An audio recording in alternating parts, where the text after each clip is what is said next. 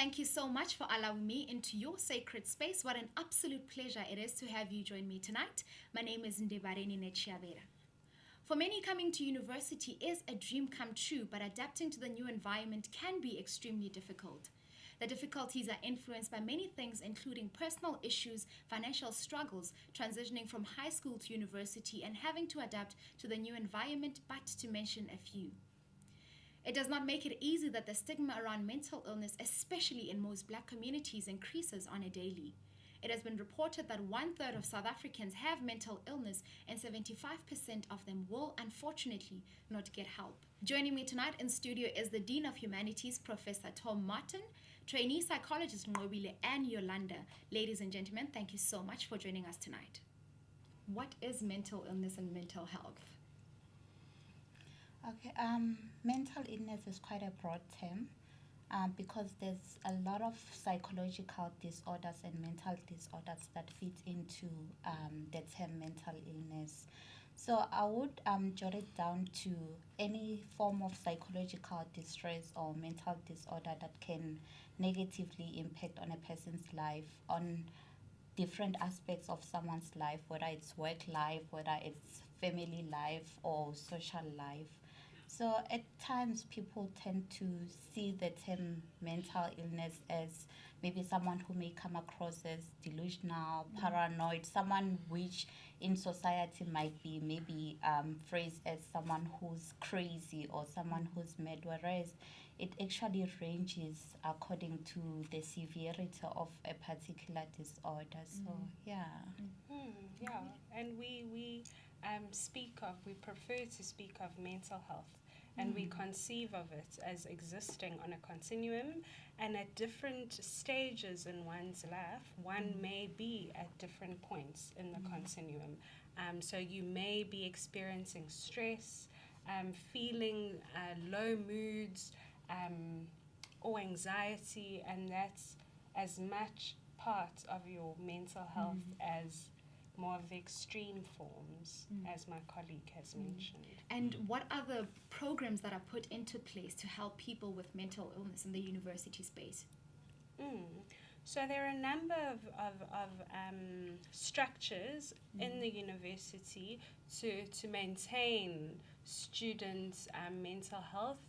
One of them is the counseling center, and that predominantly caters for the needs of students.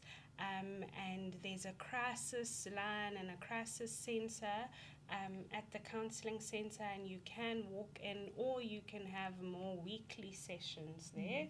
There's also the psychology clinic where my colleague and I are based, and at the psychology clinic we cater for both community and student needs. And then you get programs like the student wellness program and various other support structures that are here. Prof, my next question is to you. You mentioned before we got into studio, you mentioned that several students came to you complaining about the pressure of university. Do you suspect that there could be a possibility that it is the issue of mental health? Illness, rather. I think there are going to be cases and cases, and some of them I have no doubt are cases of mental illness. It's also the case that people find themselves in an unfamiliar environment and might experience some stress, perhaps some sadness about being away from their families and so on, which may well be resolvable just push on a bit and so on. Having said that, I've got absolutely no doubt that there are students at this university who do suffer from depression, anxiety. I'm not sure if I'm using the term correctly. I'll defer to my colleagues, but in a clinical sort of a sense, I've no doubt of that at all. Nqobile, you mentioned that there are structures that are put in place, but also there is again a perception that many students are afraid to go to the counseling center. Why do you think that is the case? That's an interesting one, and I think, my understanding rather is that a lot of it has to do with stigma around mental health, and Prof makes a good point. about adjustments. And maybe we don't take that as seriously as we should. Adjusting is a serious, I mean, when you're in university, you go through a lot of life transitions. And that's our job, is how can we partner with you to make that transition a bit smoother, and what coping mechanisms can we impart and build together so that you're able to transition better. And so I think perhaps people don't access services because of the stigma around seeing a psychologist, or the stigma around having a mental disorder.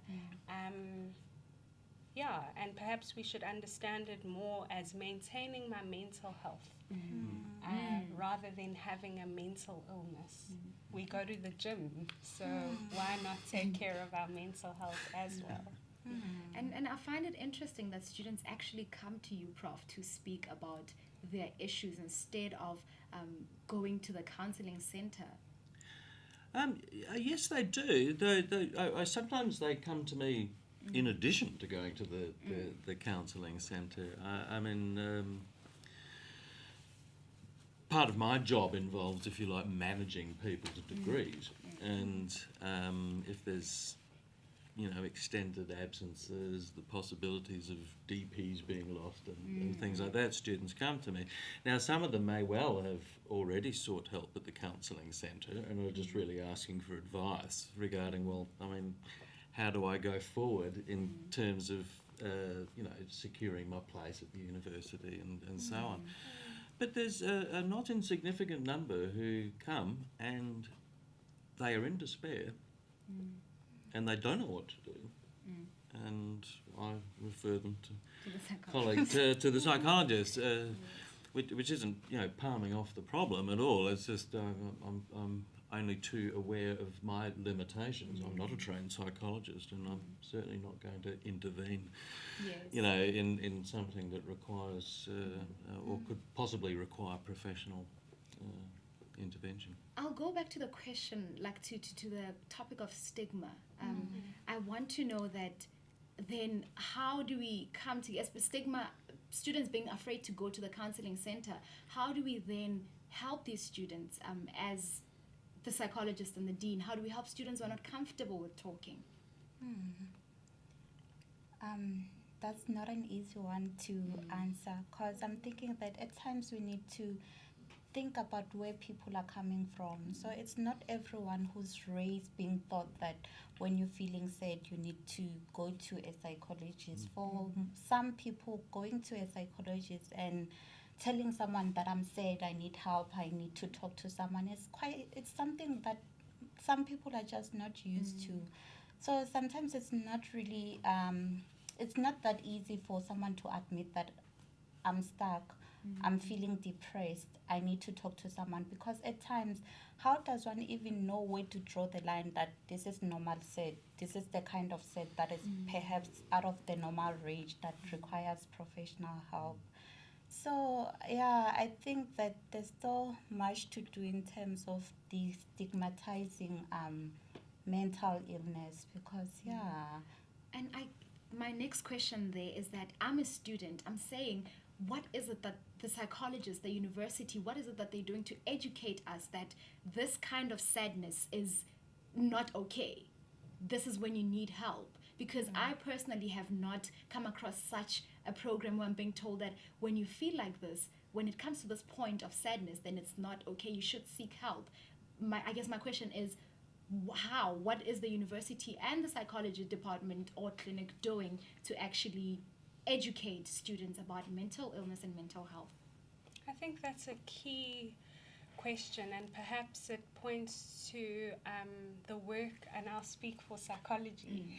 Psychology needs to do to be relevant, and to not wait for people to access us, but to meet people where they are.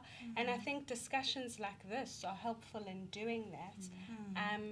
And we acknowledge that there's still lots of work we need to do, but also from the other side, to know, that there are services, there are workshops available at the counselling centre. There's a resident system with student wellness leaders positioned to cater for needs. There are wardens and sub-wardens. There are various avenues, and I think sometimes we're overwhelmed by the feelings of aloneness and the feelings of hopelessness. And we're here to say that you aren't alone. And there are places where you can access assistance. Before we got into studio, you did mention that there are 12 trainee psychologists. And there's quite a lot of students for 12. There's not a balance there. What are some of the challenges that you as psychologists have to face? So very much capacity is not just at Rhodes University, but across the country is a problem when it comes to psychology. I must just highlight that the 12 trainees I was speaking about are at the psychology clinic, and there we cater for community members and students, okay? So we're balancing needs there.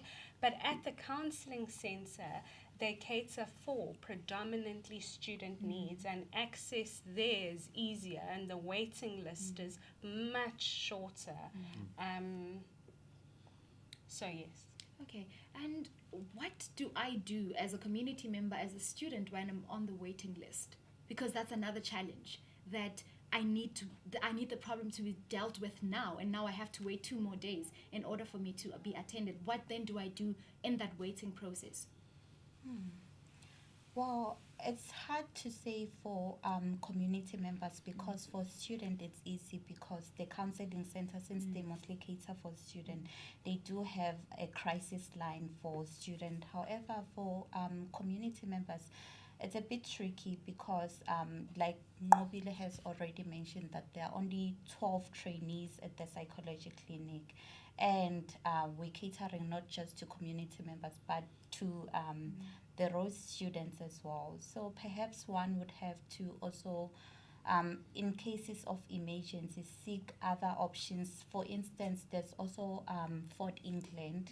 I'm not sure in terms of how their waiting list is like and how long one has got to wait. So those are some of the options that one could possibly consider, more especially in the cases of community members. Okay. And do you have anything to say to that?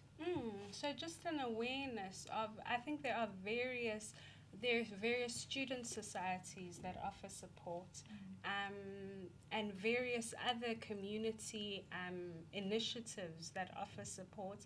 I think our resident system as well is a really supportive structure that we have going, and even for the OppiDans, they have an OppiDan committee who are there to help students. So I think, the structures are there, and yes, they need to do work to make themselves more relevant and more accessible, but just an encouragement as well to students to be bold and courageous and access those services. Okay. Right. Do you have anything to say in closing?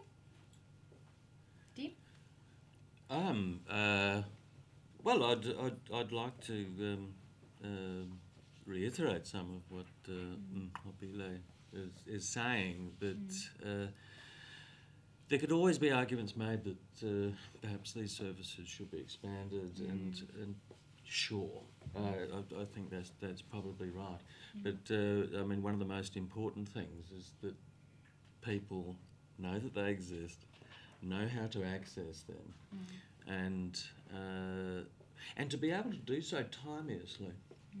The thing I worry about, just personally, is when I see a student and they've been going through this for months and they haven't spoken to anybody.